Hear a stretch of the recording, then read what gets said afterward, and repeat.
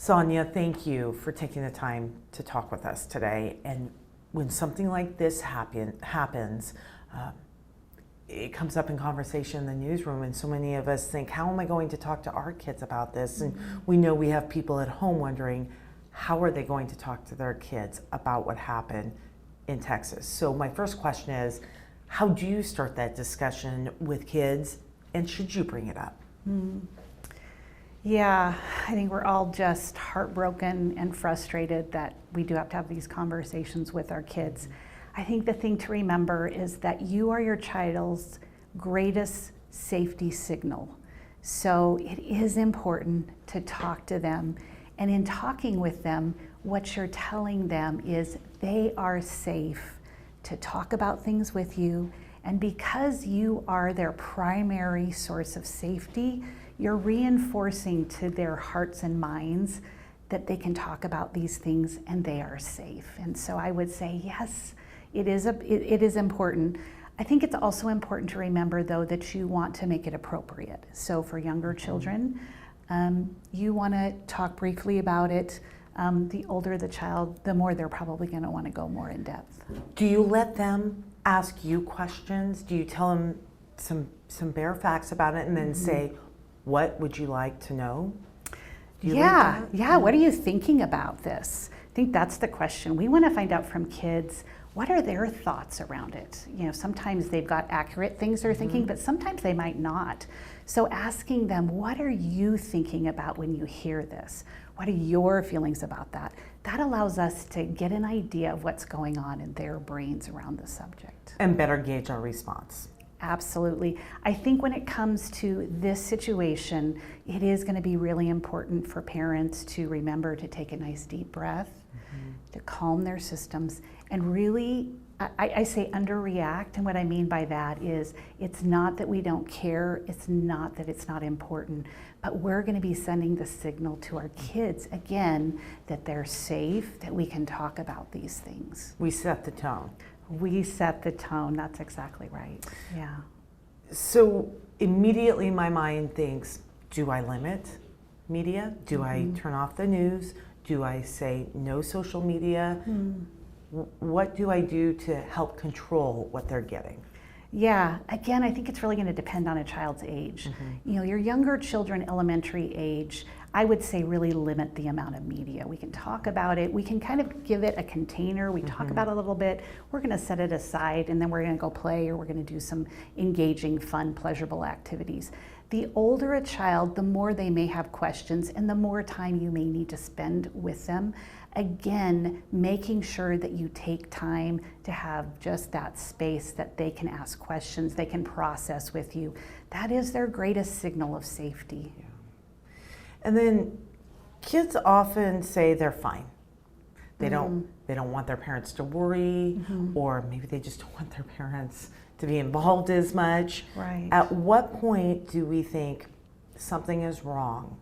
Or what should we be aware of in terms of their actions that make us think, okay, this is affecting them more than we thought? Sure. So it won't be unusual for maybe a week. You'll see a child be a bit more agitated. You'll see they may be a little bit more sensitive. That's actually really normal. So continuing to be available, I think being available and just offering to be there to talk without obsessing about talking, I think is the key. So finding that balance. If you notice after about a week that they're starting to withdraw, they don't seem to be engaging in pleasurable things, hanging out with friends, I think that's when you may want to check in with your child again and just ask them, what's going on? You know, are you thinking about something? Are you having feelings about something? And if after a period of several weeks you notice your child really beginning to withdraw or disengage, or the opposite, becoming extremely volatile, that may be an indicator that working with a mental health professional could be really helpful. Let me ask you some questions that we received from some of our viewers.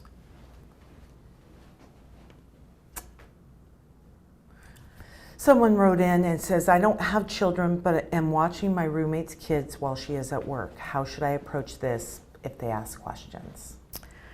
Ooh. It's a tough one. Okay, well, first, I think it would be important, of course, to reach out to the caregiver Right. and really ask them what they would like her to do, how they would like her to respond, and making sure that they have permission to do that. Yeah. And I guess really talking with, is there a way that if they're going to talk about it, that parent could either do a FaceTime or do something so they can all be talking about it together?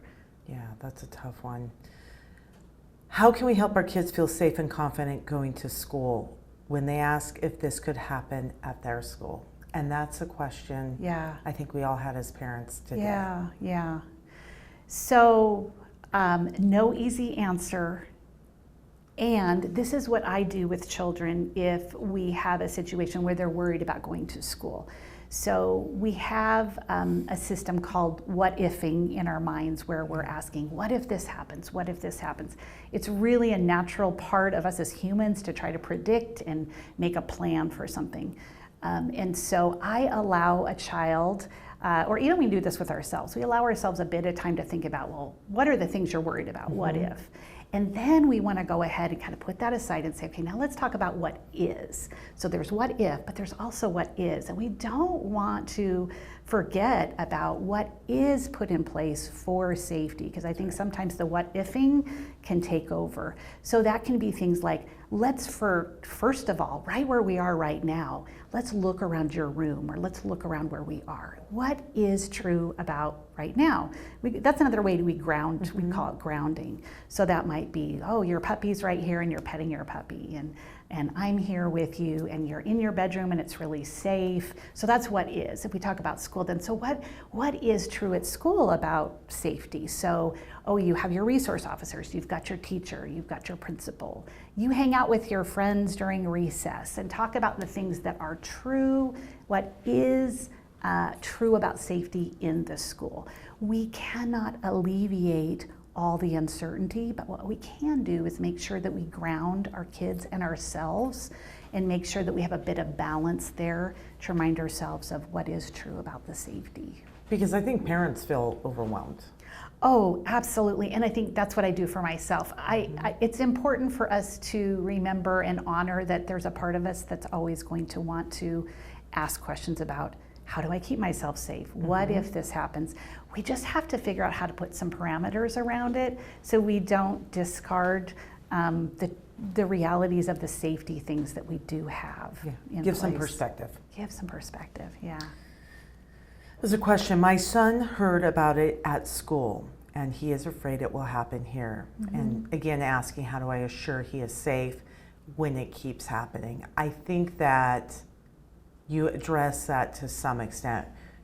Should it be an ongoing conversation? Yeah, I think if a child brings it up, we just as adults, we have to be brave and we've got to talk to them about it. Yeah. We got to be able ourselves to talk about, what are your worries? Let's talk about the things that you can do about that, because that's the other thing is we want to help our children create a sense of agency for themselves, that there are some things that they can do to help keep themselves safe in situations. We can't have control over all things, but we can have control over some things. And so making sure to help reinforce that with them. It's always extra disturbing when young kids are involved in any sort of crime. And so there is a collective hurt, I think, that people have right now during this time. Any words that you would share with parents or children that are top of mind for you as a mental health provider? Yeah, it's so hard because it's collective trauma. We're all going through it together. I think we just have to continue to do what we've learned through these last couple years, which is we have to remember that we are stronger in community than we are in isolation. And so we have to make sure that we're reaching out to our loved ones and staying connected, talking with each other about it, because just even in that signals to our minds a sense of safety. And I think that's just really what we've got to keep doing. Reach out for help when necessary, but remember that we are each other's greatest sense of healing. And that's just what we've got to keep doing. Because I thought the minute it happened, I text home, but I also felt this need to reach out to friends. Yes. And I think it's a good time to remember Yeah. that if you have a mom's group or if you have a group of people you're just close with Yeah. in child rearing or otherwise, to reach out. Yeah. How are you doing? Yeah. That's where we will find collective healing. Okay, I think those are some good things to, people just need, I think right now, to be heard. Yeah. In grief. Yeah. And to understand that everybody feels this when it I think, happens. and we just all want the answer. And I think what's frustrating for us is there won't be one answer. It will be a series of things we do again together as communities. Do you, and you may not even know this, we certainly have put in calls to the school district as this appears to be continuing to happen in our schools across the nation. Is this something we should be talking about in our schools with the kids more regularly? I don't know. I don't know. I think I would say that the people with boots on the ground, the teachers, the administrators, they've got a pretty good pulse on what the kids are talking about. If kids are talking about it, we need to be there talking with them, because otherwise they're going to make up their own stories, right? So we've got to be a part of that discussion.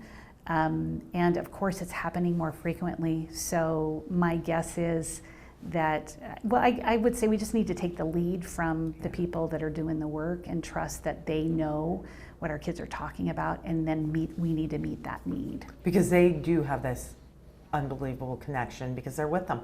Yes, exactly. And they listen. And they hear the stuff that they're talking about. Yeah.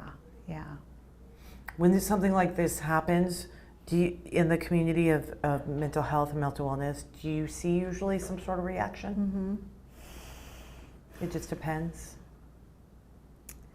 I'm pausing because, frankly, it seems we're in a constant state of reactions over the last several years. So it's hard for me to say, yes, we have big bumps, because I think we're all just doing the best we can right now. And the need to continue to make sure that we're making mental health resources as available as possible is just ongoing. Well, you see it every day, and it's becoming more and more of an obvious to everyone that our kids are fragile. Yeah. And that whether it's related to COVID and some of the trauma that so many families went through, family went through. And so I imagine seeing that continuously as well. Are our kids as fragile as? Yeah, they're fragile. It's interesting because fragile is one word, and yet so ready to be brave and really being brave and courageous. I think what we're trying to do as adults is figure out, how do we direct that bravery and that courage so that we can help them continue to grow in that.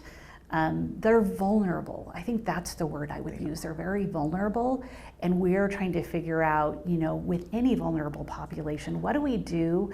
We can't fix it for them, so how do we come alongside of them and help walk them through and create their sense of safety and security?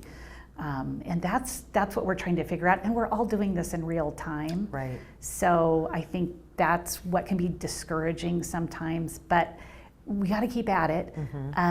The kids I'm seeing, they're incredibly resilient, and they are ready to step up and take leadership in helping their peers. They just need a little bit of reassurance and guidance and direction. That's what I'm seeing.